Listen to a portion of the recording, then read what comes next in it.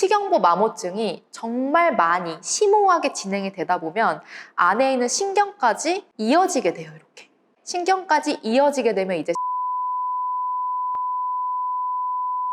그렇게 치료를 하셔야 되기 때문에.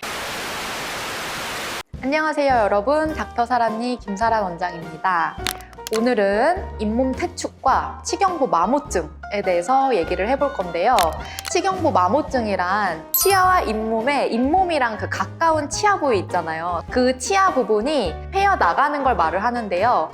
치경부가 그 부위를 말을 하는 거고, 마모가 된다는 뜻이에요. 자꾸 패여 나간다는 뜻이겠죠. 그리고 잇몸 퇴축이란 뭐냐면 잇몸이 점점 내려갑니다. 윗니 기준으로는 잇몸이 점점 올라가게 되는 거고요. 아랫니 기준으로는 잇몸이 점점 내려가서 결과적으로는 치아의 길이가 길어지는 현상을 말을 합니다.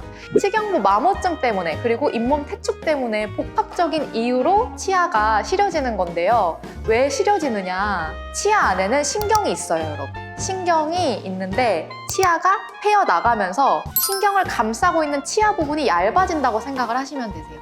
여러분이 딱딱딱 이렇게 치아를 씹을 때, 그리고 이렇게 말을 할 때 치아끼리 부딪혀요. 혹은 치아 가리, 이 악무는 습관, 이런 그 힘이 치아에 가해지게 될 때는 이런 수직 압뿐만이 아니라 편측 압이 작용을 하게 됩니다. 편측 압이 계속 여기저기서 이렇게 치아를 기준으로 막 이렇게 힘이 가해지게 되면 치아의 약한 부분, 즉 치경부 부위가 점점 패여 나가게 되는 거예요. 처음에는 그냥 살짝 시리고 말다가 좀 괜찮다가 또 시리고 말다가 이런 게 반복이 되다가 어느 순간 이 손톱 끝으로 여기를 이렇게 긁어보면 딱딱딱 걸리게 되는 현상을 발견을 하실 수 있게 될 거예요. 만약에 이렇게 딱딱딱 걸리게 되면 아, 이게 눈에 띄게 많이 패였구나 이렇게 생각을 하시면 되고, 치경보 마모증이 있다고 항상 시린 거는 아닙니다. 뭐 시간이 지나고 뭐 이것저것 먹고 이러다 보면 또 괜찮아져요. 근데 이거를 그냥 두면 안 되고 치아의 패인 부분을 레진이나 뭐 GI나 이런 치과 재료로 메꿔 주셔야지 치아가 패이지 않고 그 재료가 패여져 나가게 되는, 그래서 이거를 떼와야 된다 이렇게 말씀을 드리고 있는 거예요. 그리고 치경보 마모증이 정말 많이 심오하게 진행이 되다 보면 안에 있는 신경까지 이어지게 돼요. 신경까지 이어지게 되면 이제 신경치료까지 가게 돼서 신경치료하고 이제 씌우게 되는, 그렇게 치료를 하셔야 되기 때문에 저작압이 굉장히 세신 분이라든지 아니면 주무실 때 치아 가리를 하시는 분이라든지 스트레스 받거나 긴장을 했을 때 나도 모르게 이를 악무는 습관이 있으신 분들은 치경보 마모증이 100이면 100 다 있으실 거예요. 특히 많이 일어나는 부위는 어디냐면 송곳니 기준으로 그 뒤에 치아까지 이렇게가 많이 부딪히기 때문에 여기가 많이 일어나고, 간혹 가다가 앞니 쪽도 같이 이런 현상이 일어나는 분들이 굉장히 많아요. 그리고 또 하나는 치아 하나하나를 자세히 보면 볼록볼록 튀어나와 있죠. 그 부분 중에서 좀 과도하게 닿는 부분이 또 있을 거예요. 그 치아는 다른 치아들보다 더 센 힘을 받게 되는 거겠죠. 이럴 경우에는 치경보 마모증과 잇몸 퇴축이 같이 일어나게 될 수가 있어요.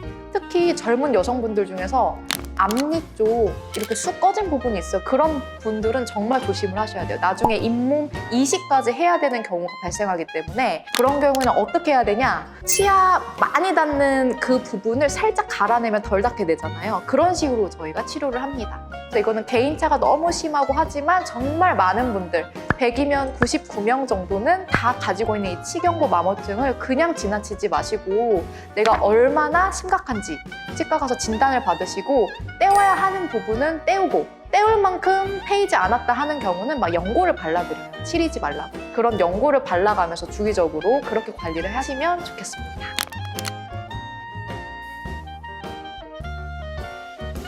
교정을 하면 잇몸 퇴축이 생길 가능성이 있습니다.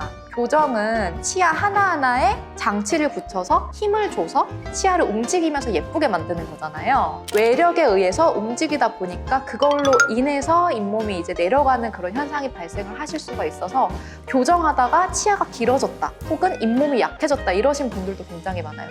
그렇기 때문에 교정을 할 때는 이거를 미리 예방할 수는 없지만 내가 교정을 너무 빨리 하고 싶어서 뭐 의사 선생님한테 빨리 하게 해주세요 이렇게 하면은 그 치아에 힘을 빡세게 걸거든요. 그러면 그런 부작용들이 일어날 확률이 더 높아지겠죠. 그러니까 천천히 치과에서 말하시는 대로 따라와 주시면 그런 부작용을 조금 줄일 수는 있습니다. 여러분, 이번 주제는 20대부터 60대, 70대, 80대까지 정말 많은 분들이 안고 있는 고민이자 문제예요. 그렇기 때문에 이 치아가 패이는 원인을 잘 아시고, 그리고 시릴 때 바로 치과 가셔서 무엇을 하셔야 되는지 잘 이해를 하시고 조치를 취했으면 좋겠고요. 이번 영상이 유익하셨다면 구독과 좋아요 부탁드립니다. 안녕.